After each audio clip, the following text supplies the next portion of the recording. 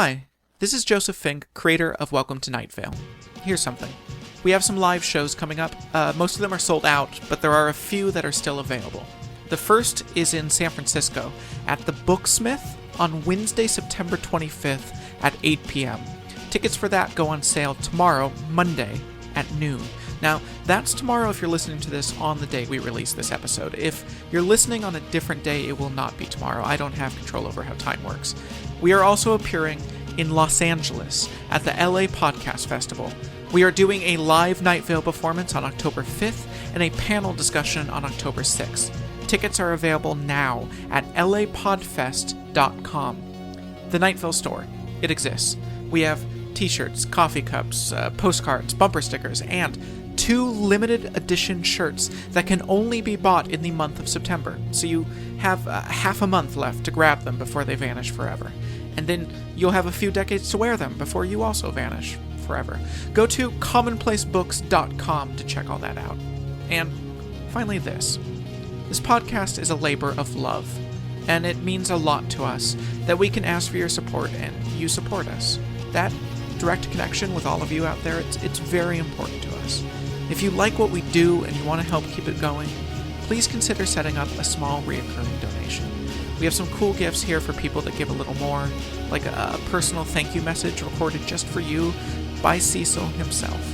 Thank you to Young Me O, Brendan Beard, and Kayla Racy for donating already. Go to commonplacebooks.com and click on donate to join them. Thanks. Our God is an awesome God. Much better than that ridiculous God that Desert Bluffs has. Welcome to Night Vale.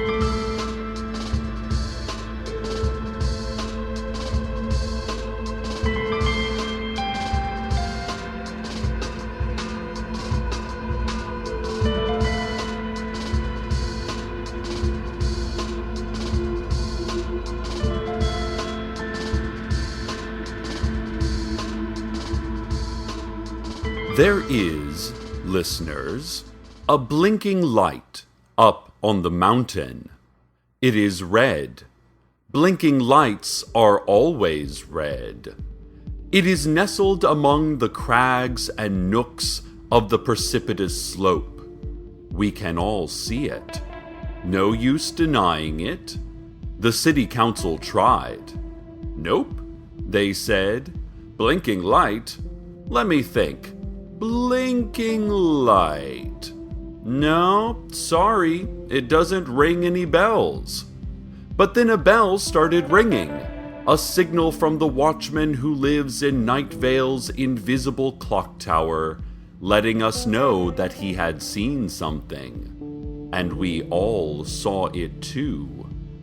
It was a blinking light up on the mountain. Oh well, said the council, crawling backwards through a window into town hall, one by one. Ah, well, it was worth a shot. What does this light mean? Who will dare investigate it? Will it spell our doom? Dear listeners, who knows? No one. And probably more later. For now, just this. Just a blinking light. Red. Up on the mountain. Harrison Kipp, adjunct professor of archaeology at Night Vale Community College, announced an upcoming 3-part series on Night Vale Community Television, defending his fringe views that the pyramids and other ancient structures were constructed by human beings rather than benevolent ancient aliens. Harrison, against decades of reasonable evidence, raved that it's possible that these historical marvels could have been made using mathematics and slave labor. He went on to explain, shrieking like an obvious lunatic, that agriculture was probably not started on Mars, and that humanity was created through evolution and not through selective breeding of alien DNA. We reached out for comment to the president of Night Vale Community College, Sarah Sultan, who is a smooth, fist-sized river rock, about the extreme beliefs expressed by a staff member. Sarah had no comment, as she is a smooth, fist-sized river rock and unable to speak. She can write, however, and wrote no comment before drawing an insulting caricature of your humble reporter, which was hurtful and unnecessary. Listeners, here's something weird. I know you can't see it, but it's sitting in the studio with me at this very moment, and it is definitely something, and definitely weird. I'm not sure how it got here, but I'm not sure how I got here either. Causation is difficult and confusing. I haven't tried touching it. I'm going to try touching it now. Oh, I believe it likes being touched because it started to vibrate and lean in towards my body, but that could just be its way of expressing anger or immense physical suffering. When something is this weird, one shouldn't assume to understand anything specific about it at all. Is it a bomb? Is it one of those objects that isn't a bomb? Is it just a kind of dog? We don't know. And we will never find out.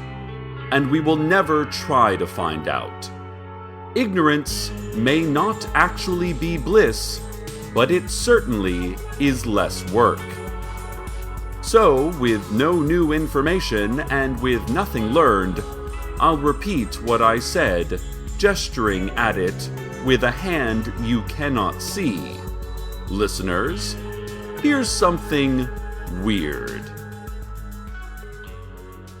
A continuation on our previous report about a blinking light up on the mountain. As many of you noted, the very nature of our report indicated the existence of a mountain, which is surprising, given that we live in vast desert flatness. So yes, there is a mountain. Let's start there. There is a mountain now, rising up out of the alluvial floodplain. It is made of rock and height and awe. Its peak is higher than where I am now, but lower than the void. Larry Leroy, out on the edge of town, said that it was definitely a mountain, saying, "That's a mountain if ever I seen one. I haven't, though, seen one. I think that's what they're like. Mountains are like that, right?" Madeline LaFleur, head of the Night Vale Tourism Board, said, "Oh great, now we're going to have to reprint all these brochures," before taking more sips of her coffee than she needed to in a given span of time, because the frequency of sips was under her control and her own life was not. John Peters, you know, the farmer, we haven't heard from him in a while. If anyone knows where he went, or about the blinking light up on the mountain, or the mountain rising up out of this muddy plain outside of town, please call into the station and release the information with your mouth. As part of our service to our community, Night Vale Community Radio is taking this moment to allow one of the candidates for mayor to make a brief statement. The following is from the faceless old woman who secretly lives in your home. I replaced your books with other books. The covers are the same, but the content has been altered. I don't think you read enough, but that is not why I did it. I changed every single word of some of the books. In others, only a single comma on a single page. This is a metaphor, but I'm not sure what it represents. That is also a metaphor. We all are. Our political system has become too complicated. I am not complicated. I'm just a gentle old lady who lives in your home. I'm touching your hand right now. No, not that one. Not that one either. Do not think you are superior because you have a face and I do not. All of your books are now different books and you did not notice.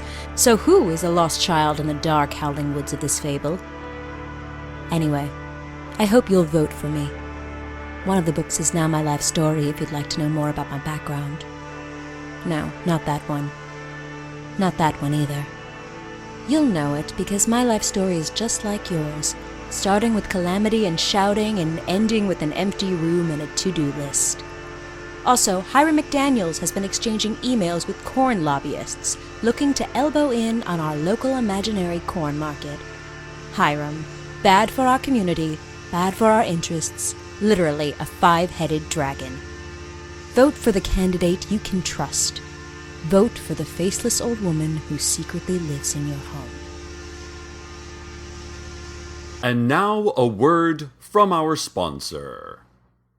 Today's broadcast may have been brought to you by uncertainty. And now back to our regular programming. Aha! We have some sharp listeners. Several of you noted that the strangeness of today does not end with the blinking light up on the mountain, or the mountain itself, but also this vast, muddy plain it rises from.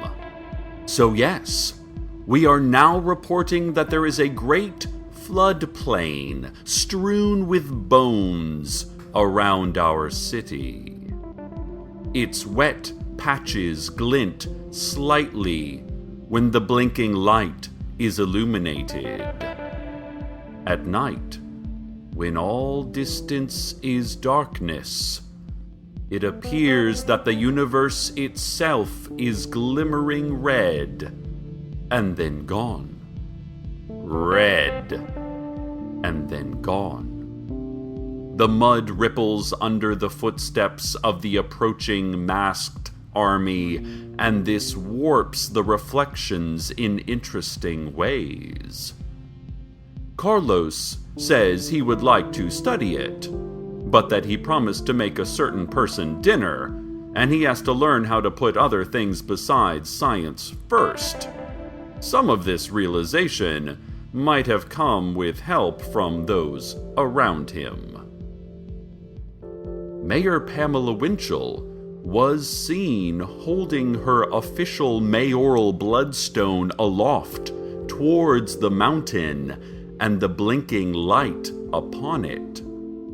She was standing on that plane. The plane that exists now, which we should have mentioned earlier.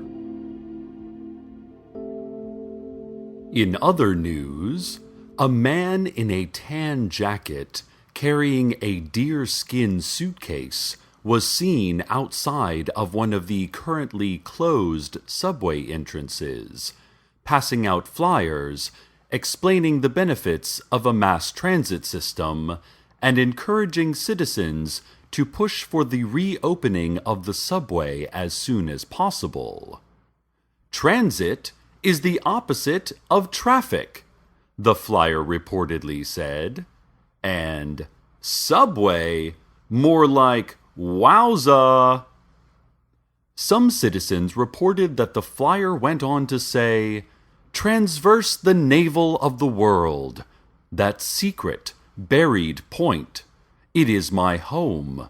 Help me get home.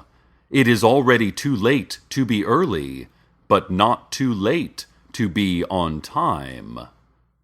Here at the station, we can't confirm any of this, as those holding the flyer soon found that it had vanished from their hands, that they could barely remember their interaction with the man, and that, looking back, all they saw was a haze of dust and heat, distant and indecipherable, like a country they'd never lived to visit, like the landscape of a fading dream, like fiction, like fiction. All right, we're really gonna get it right this time. We have been focusing too narrowly, and we realize that. As many of you pointed out, we should have spent less time on the blinking light and more time expanding on the bit about the approaching masked army. So, there is now a great masked army coming towards us across the bone-covered plain. We have no specific information about them, other than that they look small when far away, and then appear to grow as they come closer, which they are coming closer. They also might actually be growing. They are quite large now. The blinking light up on the mountain has not changed its pace. There is a noise like growling, only less organic, like wind howling through a canyon, only more growly. Ladies and gentlemen, here is what we know. There is a blinking light up on the mountain. There is a mountain on the floodplain. There is a floodplain under the imminent army. There is an imminent army maybe a couple of hours' march from here. I do not believe now that we are leaving anything out. If you have homes, I suggest you flee them. If you have friends, I suggest you warn them. If you have children, did you not know how dangerous and unpredictable the world was when you created a defenseless tiny human within it?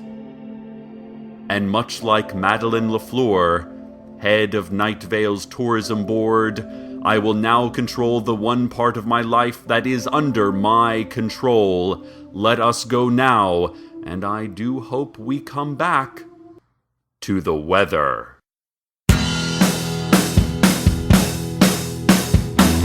Oh baby, please surrender. Let's go quietly. We'll hold our questions, we'll hold our fire. You don't have to explain a thing. I know the dreams of young Americans have short wigs that make for good show. But they're not brilliant, they're just burning brilliantly. And there's a difference, don't you know? You'll never be famous. You'll never be a millionaire. There's just a few of us who love what you do, and we do, and we do, and we do.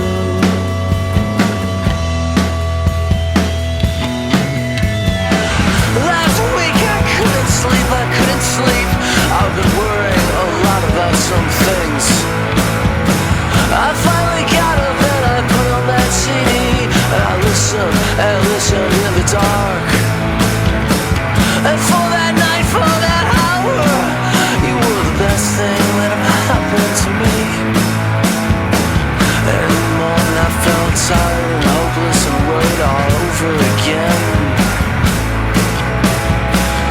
You'll never be famous. You'll never be a millionaire. There's just a few of us who love what you do, and so you do, and so you do, and so you do.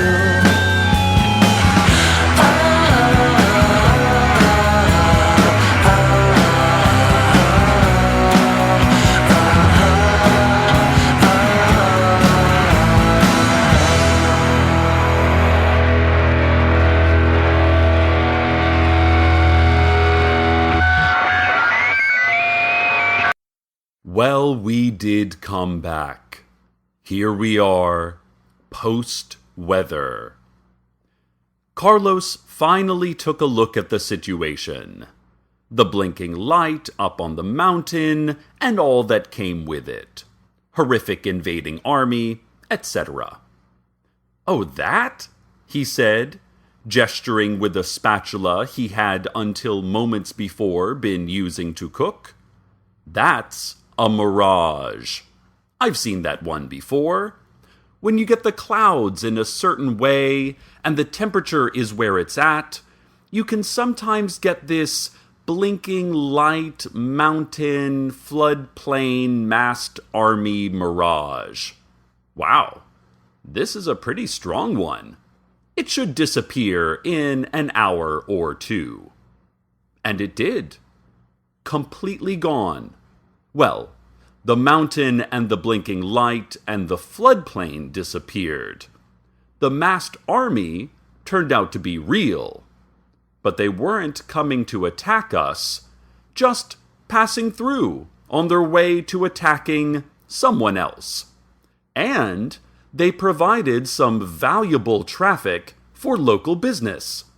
A few of them even took a bus tour of Radon Canyon. Madeleine LaFleur was both relieved and pleased. "I'm relieved," she said. "I'm also pleased."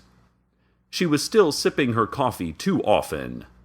Perhaps her feeling of lack of control stems from a personal issue, rather than the impending doom we imagined. Stress from her failure to live up to her own self-imposed life goals, for instance. Or a relationship that wasn't exactly the relationship she had envisioned it would be. But who knows? No one.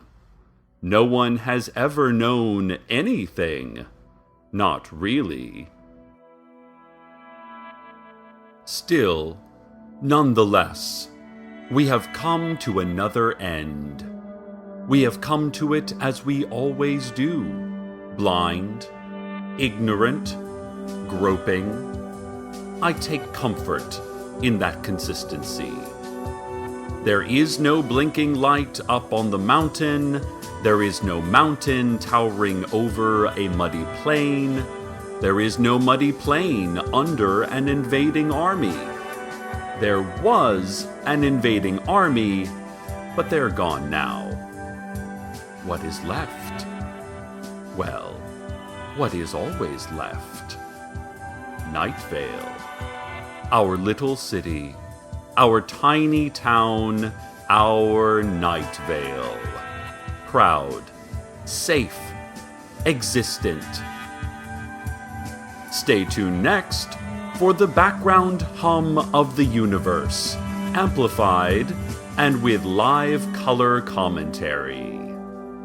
Good night, Night Vale. Good night.